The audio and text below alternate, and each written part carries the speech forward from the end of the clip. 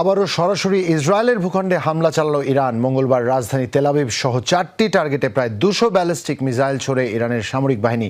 তেহরানের দাবি 80 ভাগ ক্ষেপণাস্ত্রই লক্ষ্যভেদ করেছে।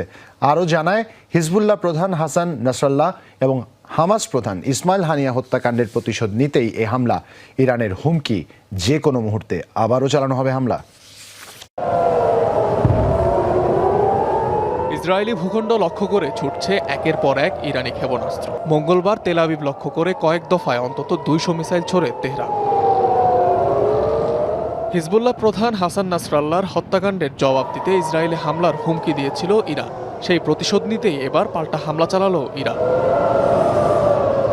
জর্ডান পশ্চিম তীর জেরুজালেম পার হয়ে এসব ব্যালিস্টিক ক্ষেপণাস্ত্র পৌঁছায় ইসরায়েলে।